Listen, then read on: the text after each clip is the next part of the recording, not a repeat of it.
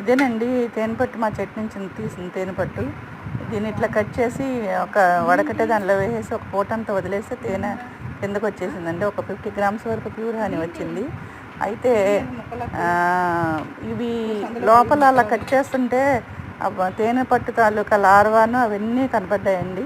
అంటే చిన్న చిన్న గుడ్లు, కొంచెం ఎదిగిన పిల్లలు అట్లా కనపడినాయి. అవి మరి అట్లాగే ఉంటాయో తాగొచ్చో లేదో డౌట్ వచ్చింది. కానీ అట్లా చేసి ఉంటాము, బాగుంటే వాడదాం, లేకపోతే లేదన్నట్లుగా. మీకు ఎవరికైనా దీని గురించి ఐడియా ఉంటే నాకు కామెంట్లో చెప్పండి ప్లీజ్. అది